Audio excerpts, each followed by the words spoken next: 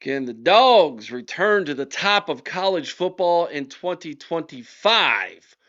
Or are there serious cracks in the foundation at Georgia? We're going to talk about it next here on the College Huddle.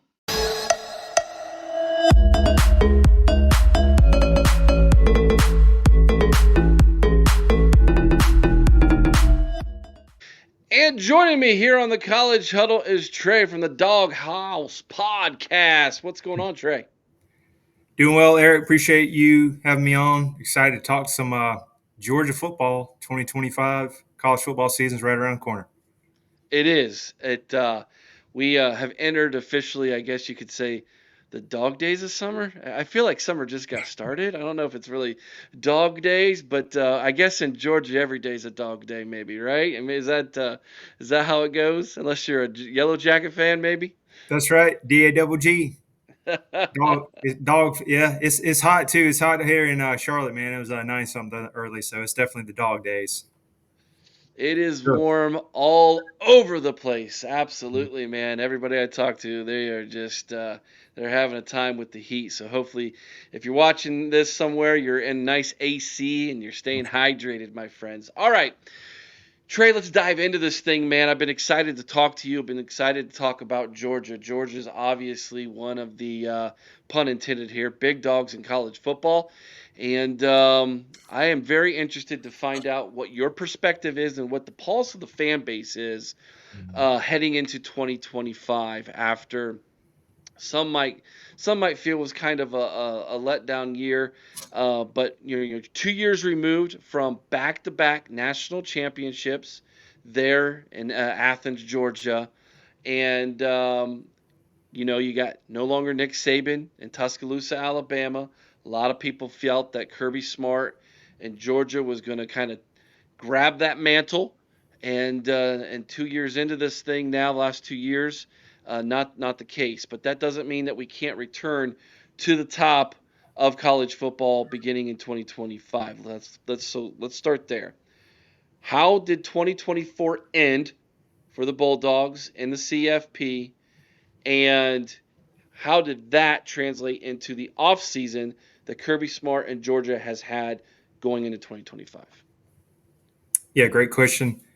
Yeah, it was disappointing losing to Notre Dame. Also, Carson Beck getting hurt in the SEC championship game, and you're starting Gunnar Stockton, who's been in the program, but that was his first start. First off, hats off. No excuses. I want to say Notre Dame was the better team that day. The defense dominated, and just we couldn't get anything started. So first off, hats off to them. But I will say there was some distraction. You had the whole New Orleans incident with the killings at that, and it was delayed. And then actually behind is Kirby Smart. It came out later, whatever his father passing during that. So I even said this as a Georgia fan. Of course, we want to win, but like, where would the mindset would have been if they would have won that game and then later played, in the Final Four? So there was that, but definitely disappointing. But I will say, on a positive note, it was probably some of his best coaching because the talent was less than it usually was, and it could be NIL transfer portal. I know that's issues with every team, not making excuses, but it was some of his best coaching wise with less talent and having the drops. They had 38 drops, which is probably one of the worst ranked drop rate in the NCAA. So that was bad. Had some injuries, which everybody does. So there was that. But I would say all in all, it was not where we wanted to, but you still won the SEC championship, still beat Texas twice, lost to Alabama, which was a bummer, but didn't end where you wanted to. Of course, national championship was the goal, but I'll kind of go with everybody said. Great coaching wise. Looking to the offseason, you could say that we were lacking in some areas. Wide receiver was where, so they went and picked up Zachariah Branch at USC, which is a great pickup. Also, Zion Branch. Noah Thomas. Sorry, Noah Thomas from Texas A&M was a good pickup. Also got running back from Illinois, was a good pickup in the offseason. So put some pieces from the transfer portal. And then, of course, Kirby always recruited well. And you're having Gunnar Stockton. He's going to be the man heading into the season. And we did keep Mike Bobo and Stacy Searles offensive line coach, which a lot of people didn't really like that. There were really no coaching staff changes. So Kirby's earned that to make that decision, but all eyes are going to be on definitely the O-line and offensive coordinator Mike Bobo. This is make or break year. As I was saying on other podcasts, I'm sure there was some call to Jesus conversation with Kirby Smart and Mike Bobo, even though they were in each other's weddings. So, but it's business at the end of the day. So, yeah, I'm Hmm. excited to see where we are coming out of the spring. What does Georgia fans think of Carson Beck going to Miami? So first off, I'm not going to bad mouth the kid. So he lost the locker room last year, to be honest. Distraction. You got Lambos and Mercedes. Got the girl on Instagram, and I read a lot of articles and everything that happened. I think he kind of let the whole fame and the money get to his head, and he was distracted. And you could kind of see in the games throwing all the picks, multiple interception games, and you could see when Gunnar Stockton came in, he had the respect from the locker room. So I hope the best for him, but I'm glad there's this breakup and parted ways. So as a Georgia fan, I'm happy that he's no longer. I hope the best for the kid. I don't want any ill will, but I'm glad he's no longer with the program because of being, just the whole distraction of losing the locker room. Because quarterback has to be a leader and have the locker room, and I believe Gunnar Stockton has that. I think he's probably less talented, to be honest, but he has some upside having the locker room be in the system. So I'm excited where we're at, but I'm glad at the end of the day, Carson Beck's no longer with the program. Kind of sounds a little bit like addition by subtraction slightly, and then you know both parties agreed this is probably best to go our separate ways a little bit. So Right. sometimes those things are positive for both parties involved. That's right. Um, so okay, gotcha. All right. Recently, uh, uh, I call him big ears, but Feinbaum he Call Paul. Paul Feinbaum he released 5 schools that he feels will be national championship contenders. Hmm. Georgia was not on that list. As a Georgia fan, as someone who follows the program, and of course as an SEC guy, is that crazy by Paul Feinbaum? Is this a national championship caliber team, or are there indeed serious cracks with at least the 2025 roster that you believe warrants Paul Feinbaum from not having Georgia on his list? Yeah, I'll take that two ways. So I think Paul Feinbaum is probably he tries to make a hot take. That could be a hot take. Mm-hmm. But as a Georgia fan and being a Kirby Smart supporter, I actually kind of like that under the radar because he is great at bulletin board material. He's waiting for somebody to say something. Anything they say something, he's going to use that behind closed doors. So I actually kind of like it. He actually said that Carson Beck. I mean, not they say Carson Beck. So Paul Feinbaum came out and said recently when they're at one of these golf tournaments or whatever, he was reporting from there that I'm not sold on Gunnar Stockton. And Kirby Smart reminded me, he goes, "We heard you. Gunnar Stockton heard you." And I appreciate you saying that, Paul, because you get everybody riled up. So he's motivated. I like it. I like Gunnar Stockton where we're at. So I actually like this being under the radar, coming, kind of being a little dark horse. I actually like that where they're at. It's going to motivate these guys because, as you know, 18 to 21 year olds, it's all mental mindset. Got to get these guys up, get the players up. So I actually kind of like that chip on the shoulder coming in. Got you. I I think that's pretty good Yeah, actually. That's a good take. That's a good yeah, way to swing that. It's a positive way. it Hats is. off to you, Trey. Well I done. appreciate it. Okay. I read somewhere where there was something like 25 to 28 traffic citations in the last 2 years Hmm.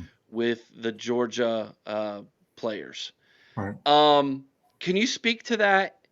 And I just kind of want to know, as a Georgia fan, what is your take on that?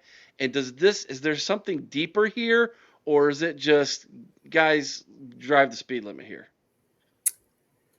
Yeah, it's actually gotten kind of old and fatigued for Georgia fans. I think I even saw some stuff on Instagram. Some people sent it to me that what is it? We've had more driving citation than losses in the last. or when wins it in the comes last to 2 years. Yeah. yeah, or something like that, which is crazy. But yeah, I'll first off, I'll give it to Kirby. He's brought in Georgia State Patrol, car insurance, auto insurance. They've had multiple just talks. It went downhill after the one national title where there was a death, DUI, and all that, and another lineman that died. I mean, it's terrible. But I'm gonna go and maybe put a little bit of this on like NIL, that they're driving a lot faster cars through the NIL, all these like drag racing cars. And there was even the one guy that went down a one-way street and ran into the apartment building in the front. Could have injured somebody, but it's terrible. Broke a transformer and all this. Anyway, he's no longer with the team. So it's getting like Kirby's like, all right, he let two guys go in the offseason just because of another driving violation. So I think you can only do so much for 18 to 21s. I think there is an issue, but it's just you got to slow down. And I think they think they're invincible at 18 to 21, but it is a problem. And I just don't know why there's so many to answer your question, but there might be I don't think it's a culture problem, but it could be like individual. But he's done the most he can. It's not like he's just brushing it on the rug, but he's tried to do like outside, training and come in and have talks. So it could just Is be it is it individual. is it not necessarily a football issue as much as it is there like some kind of culture? And I'm not from Georgia. I'm not from Atlanta or Athens or anything. Is there some kind of culture thing amongst the younger kids when it comes to drag racing? I'm just unaware of. I'm getting older, Yeah, Trey. I'm I getting drive like a older. grandpa too. So yeah, That's it what could, they tell me.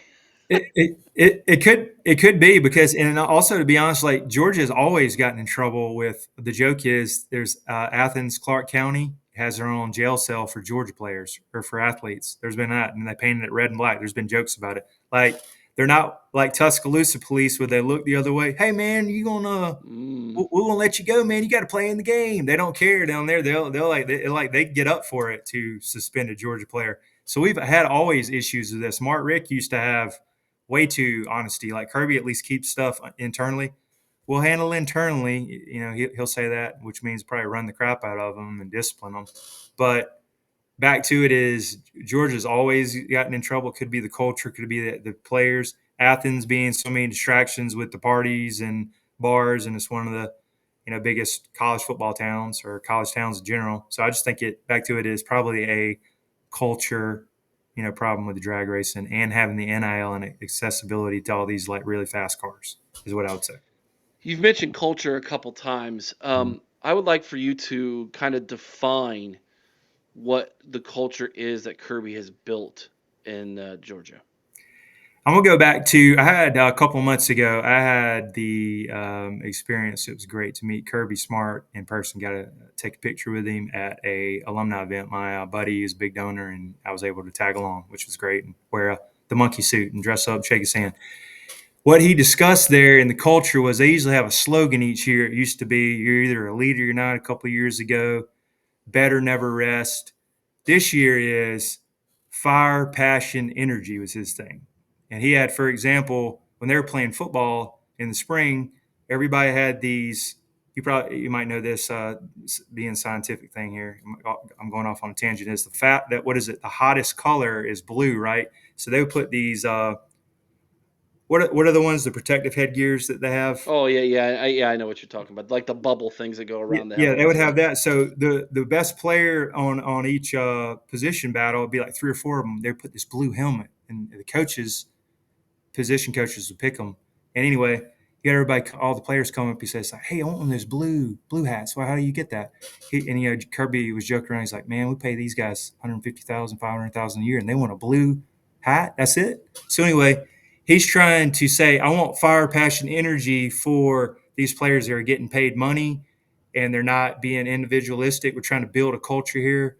So he wants hunger. He wants the hardest one in the room, the player that eats off the floor. That's what he wants at Georgia. And NFL players and even the Georgia guys said, "Hey, NFL practices are nothing like Georgia practices." I know everybody practices hard. Not saying Ohio State or Penn State or Big Ten doesn't, but they get after it. They beat each other up. There's always injuries. So he wants the hardest, hungriest player, and that's where it comes from at Georgia. And if you don't want that hard work, you can go somewhere else and get your NIL money. He's about like, I want fire, passion, energy, hungry player to come to the University of Georgia, and that's why I like Kirby Smart as the head coach there. He's not going soft. Is Kirby Smart the best coach in college football Yes, I currently? believe right now, and I know I ate my words when I said that a couple of years ago. That even when Nick Saban was there, and I said it before that game, and of course they got beat. I ate my words, but anyway, that he was the best college football coach then. I'll go back to he's got two national titles. The only other one was Dabo Dabo Swinney. Dabo Sweeney. Yep. But if you look at who he's beaten the best of the best. He's beaten Oregon. He's beaten, even though they're going to say 1-6, he beat Nick Saban and won a national title. That's why that one was so still getting a little mental there. 1-6 against Alabama. He's beaten Dabo Swinney, Clemson. He's beaten LSU coach.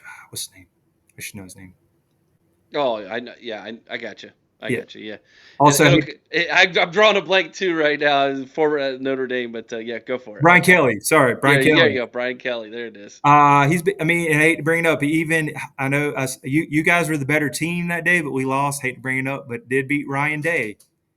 Did beat Jim Harbaugh. He's beaten the best of the best. 2 national titles. Also has 31 straight home games. Hasn't lost a game since 2019. He's been in I forget how many SEC championship games. The resume is there. Been legit 1, 2, 3 recruiting classes. So as of right now, I'm not going to compare him to Nick Saban. He's not even in that hemisphere. Is as of right now, I believe he is the best coach in college football, and his resume speaks itself. So, 2 years removed from a national championship, Mm-hmm. let's look at where this fan base is at with him. Obviously, no one's turned their back on Kirby Smart yet, Right. in the fan base. Obviously, my interactions with Georgia fans, and there have been plenty over the years, they are fiercely loyal to Kirby Smart. Mm-hmm. I haven't seen that change. However, 2 years removed from a national championship, how much longer will the fan base tolerate being really good but not the best before there's some questioning if he still has it? Great.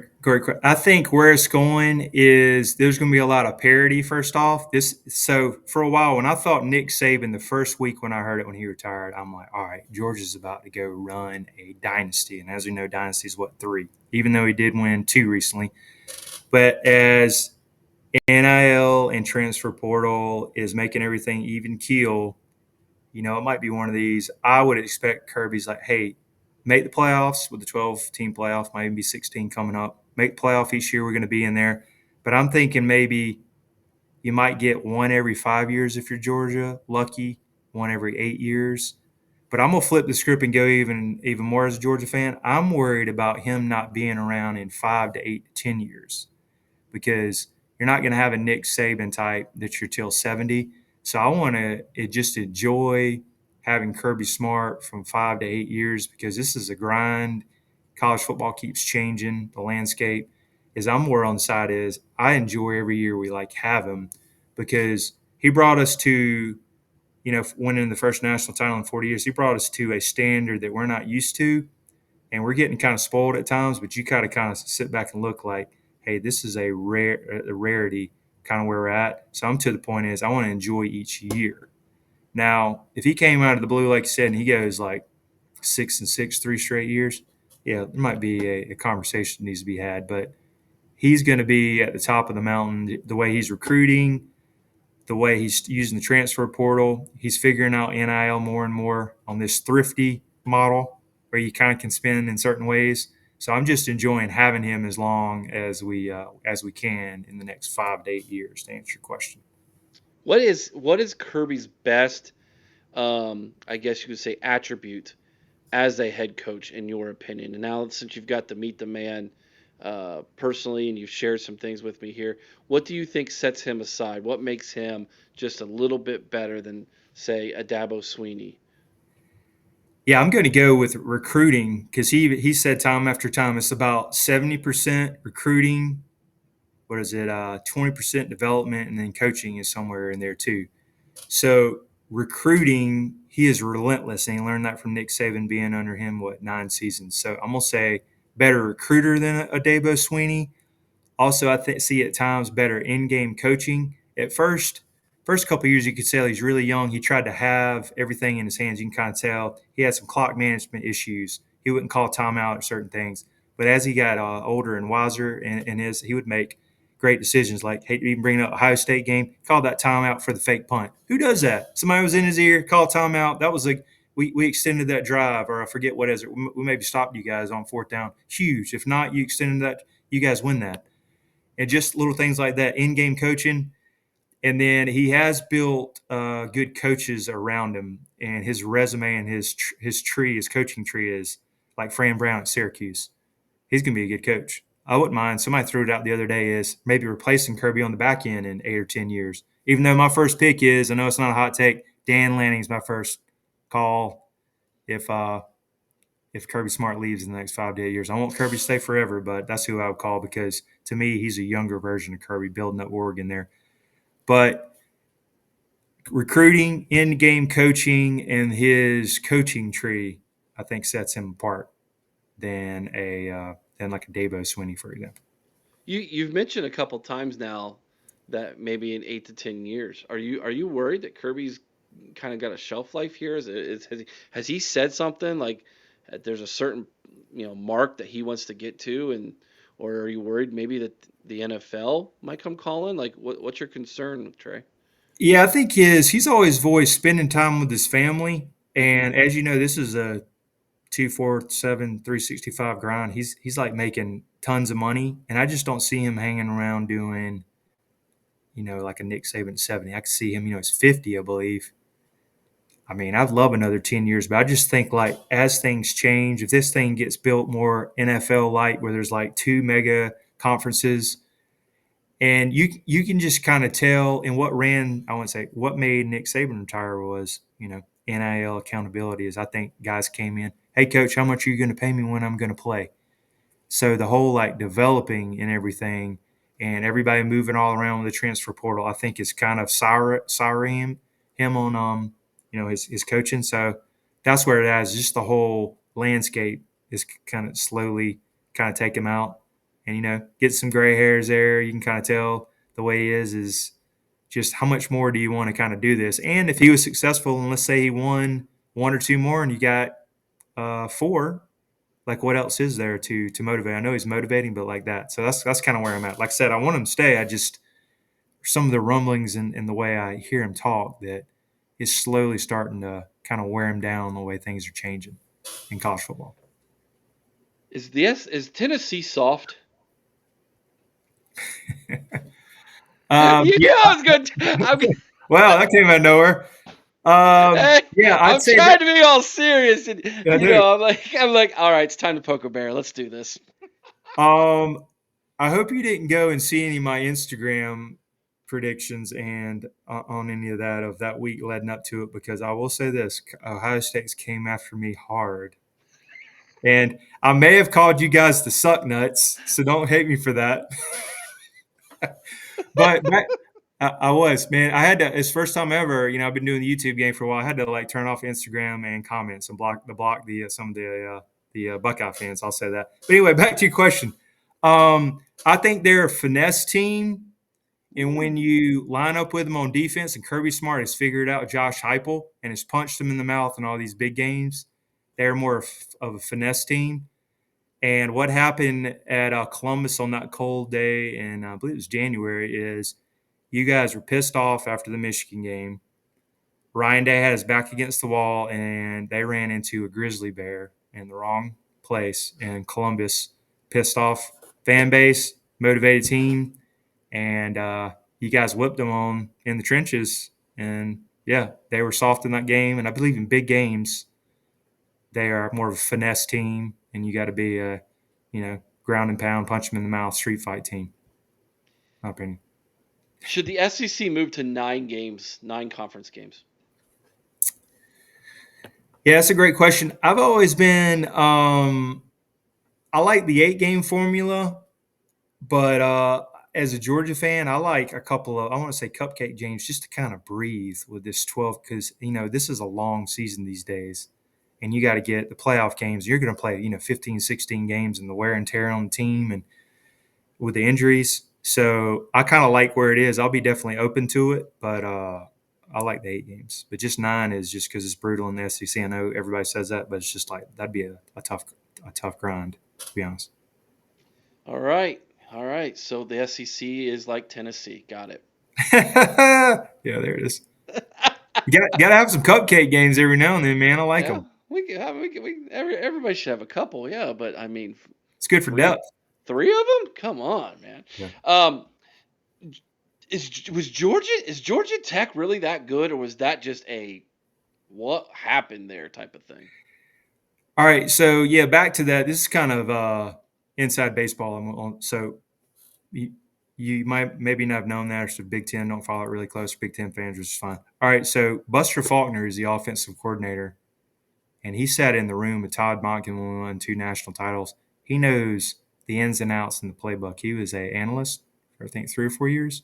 So, he's been over there. So, he sat in all those meetings. He knows Kirby Smart's offense, or I'm sorry, defense and offense in the whole playbook inside and out. So I think having him inside that has really given bad matchups. And also Georgia, I think they never admitted as having that SEC championship game right before it maybe put their foot off the gas. And then I don't believe Georgia has lost to the nerds, as we call them, since 2016, 2017. And Brent Key hates Georgia and is a Georgia Tech guy, and that is his Super Bowl. I like the guy at first, but him crying after the game, what coach cries after they lose in 8 overtimes? Yeah, that's you nerds. The Brent Keys, he's a puss. Yeah, I said it. But after that, man, so that's their Super Bowl. Buster Faulkner knows it inside and out.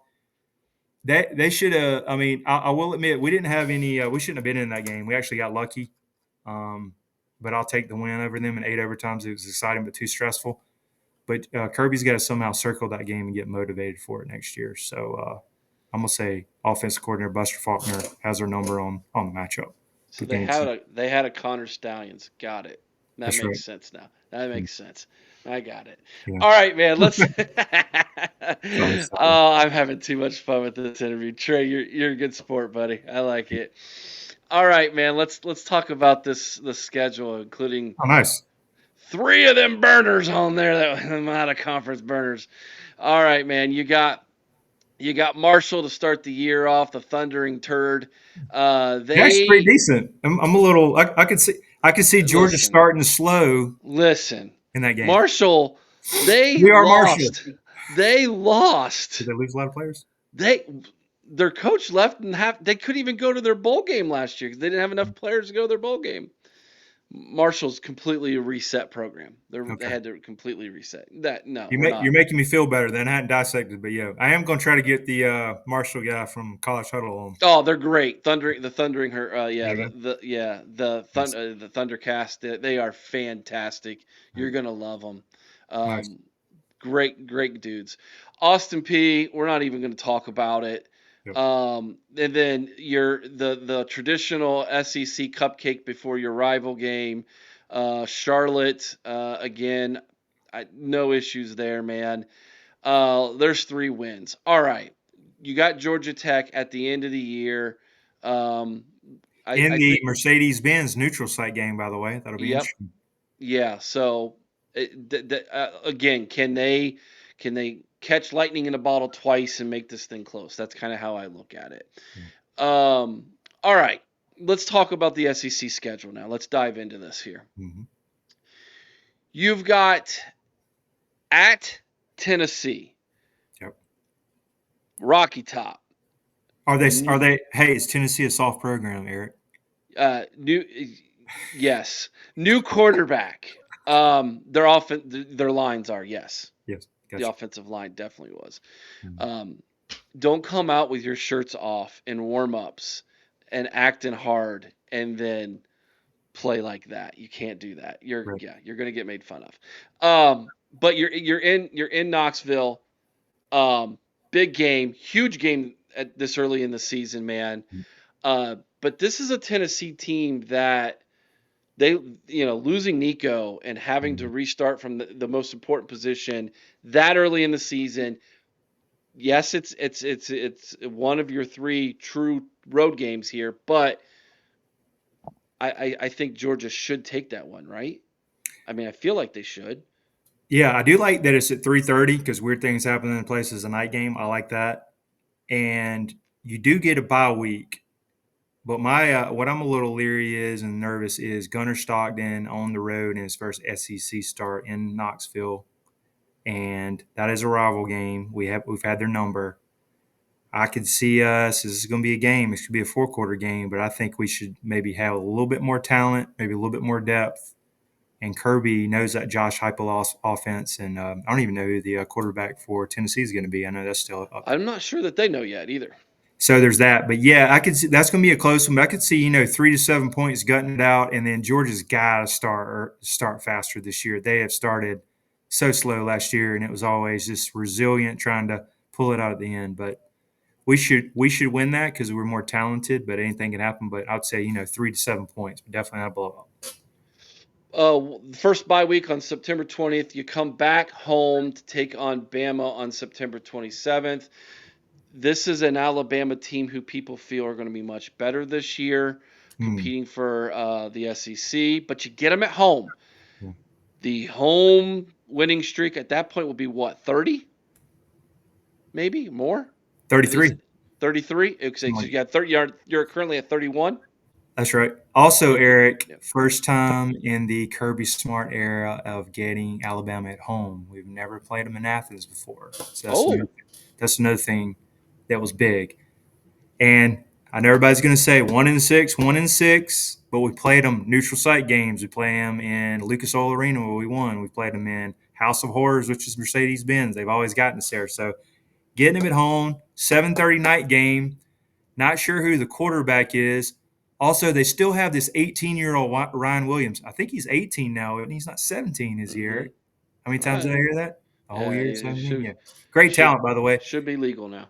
But they have a lot of questions themselves, and I just think like you got to get them this year if you're Georgia. If not, this is a mental block. This is their kryptonite. You're 1-7 because that last year I don't know what that was. We were at what 31-7 at one point and tried to rally back. Is if they have a pro style quarterback and he's not mobile because that always gives Kirby Smart defenses problem. That Milrow kid, or as the way I was calling him, Jalen Milrow, Roy, and all those Bama fans came after me. But anyway, depends on their quarterback. But I think you got to get him this year. If not, we got mental problems against Bama.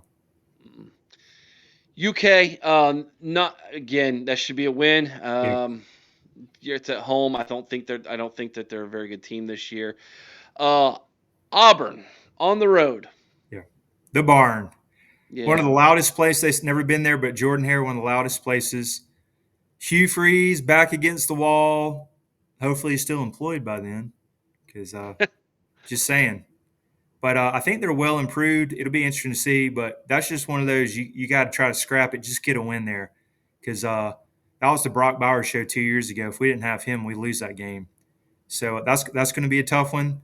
Yeah, I'm gonna say those two are like the landmine games because they're on the road. And then, all right, go ahead. So Yeah.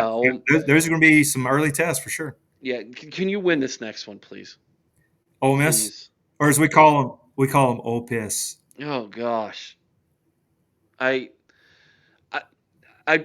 There's at time. I have tried to like Ole Miss, and he just refuses to let me like them. Lane Train. Also, Eric, we need to for me personally win that. So I am scheduled to get married on October 17th. We scheduled it, so I need to win that. I need to have a good wedding, and we need to win that game the next day. So I'll be a happy camper. So That's a honeymoon game, huh? we're going to do it delayed, but the whole thing is we were going to have it in the fall, but I was telling her the dates, and she says, "How about a Friday?" And I was like, "If I watch that game at 3:30 or 7:30, the next game, maybe with family in town, I'll be happy." But anyway, I want to win that one for me, and we got him at home. All right, all right. And then I think we have the second bye, and then we got the world's largest cocktail party. This is a better Florida team. Seems like I do believe Florida could be one of those teams that if things fall their way, they could compete to get in the CFP this year. Oh wow, you're Um, high. You're high on them, huh? I am. I'm much higher. I think I'm higher on Florida than I am Ole Miss. Sunbelt Billy, is he dead man walking this year? Because If they 7-8 win program. if if they don't make a significant improvement, yes. I'm gonna go with that. Like I do see where you're at, but I mean, look at where he's at in recruiting. Maybe I haven't checked it. So a while back, I know it's changed here. They were at 69th for this class, 2026. Maybe in the Ooh. 50s. It could be a little better. I haven't updated. Shameless plug here. Georgia had a 4-star today. 5 straight days with commits. I think we're moving up to like number 4, number 3, and 247. Anyway, Sunbelt Billy, his whole season is around DJ Lagway, who's been injury prone, but if he goes down, they got problems, and they got another brutal schedule, I believe. I think it flip flops. So Okay. they had us on the ropes last year. We struggled. I mean, we got out of there, and DJ Lagway went down with a hamstring, and Florida fans were like, "Yo, we'd have lost that game." But if's the biggest word, but yeah, I feel good about that one. Next, you go to the most annoying away game you could possibly play, listening to a bunch of Cowbells. cowbells. That's right. Mississippi State, you will hopefully shut that up as well. Right. Again, Ole Miss and Mississippi State. I don't get. You're not moving to Mississippi, are you? Nope, nope. And then the big one, man, Texas at home. That's a big one, man. Oh, look at Oh, okay, that. okay, I got you. Now, Look at that. I was on last week with Goodwing. Good. Yeah, yeah. From Oh, the Longhorn oh yeah, Republic. Yeah. they were great. Hey, check that out on Spotify. I wish I did a video, but man, great. Yeah, they we had a great conversation podcast last week. Great guys over there. All about Arch Manning. Is he as they say they are? I'm gonna go back and I should have mentioned it to him. They're saying he's number one quarterback coming out, number one in class. Okay, you're telling me that he couldn't beat out a 7th round Quentin Ewers. Good question. How good is he? He could be good. Is it the name Manning? Seems like a good kid, but I'm gonna go by that. So you got to show me on that. Show me can he do it? But it's gonna be a big time game coming into Athens, and Georgia has Sarkisian's number. Beating You him. will you Yeah, will you will know week one. that's right. You will know week one. All right, looking at the schedule, we've kind of went through it, dissected it. We bounced around a little bit, but that was done because at the 3 of those games are just gimmies. Right. What's the floor here? Is it 10-2, 9-3? Yeah, I'm to the point, Eric. To be honest, 10-2 NFL style. Get hot. Make it in there. Where's your team at? Don't get 9-3. 9-3. You'll probably get left out like last year. Alabama got left out. South Well, it Carolina depends. got It left out. depends who those Yes. three are, Yes. right? Let's be honest with that. Yeah. If you lose to say Alabama, Texas, and Hmm. Tennessee, and all 3 of those are CFP teams, then you have a legitimate argument. But if you lose to, uh, an Auburn who's six Yeah. and six, That's right. that's one of the reasons why I felt like Alabama had no argument last year. You Yeah. can't lose to Oklahoma and Vanderbilt and Mhm. tell me you are one of the best 12 teams in college football. Even if I agree. even if you maybe you are, but you weren't one of the best 12 on those days, and you proved it. So, And Ole uh, Miss losing that Florida game broke their back. That was bad. yeah. So you it depends who those losses are. I think as Mhm. far as whether you're going to make it as a 3-loss team or not. But That's right. again, let's say absolute worst thing is 8-4. I don't see Oof. it, but Yeah. that would be an absolute injury to the quarterback. Yeah. The backup's not ready. The team's just not rallying around him. The floor falls out on you. Yeah.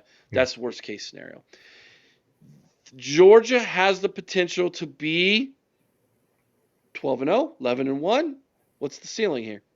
I would say just because we go with the SEC is tough. I think best case scenario 11-1. I'm gonna do kind of 10-2 is where I'd like to see it, and then if it drops off 9-3, we had some really bad injuries. Yeah, that 8-4, man, that'd be kind of hard. Oof, it would be rumblings, I'll say. Yeah. Yeah, Back to my initial question. How yeah. patient will this fan base be? Yeah, if you do 3 8-4s or 3 6-6s, yeah, three with all the money and everything going into it, yeah. But All right, man.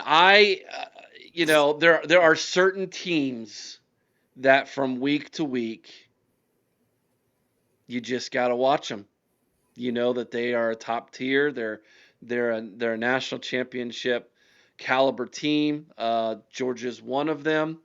And so I think you're going to be seeing Trey and myself do a lot more stuff here on the College Huddle because you're just going to have to because he's the College Huddle representative for one of the yeah, better teams. So yeah, appreciate it. life is good, Trey. That's right.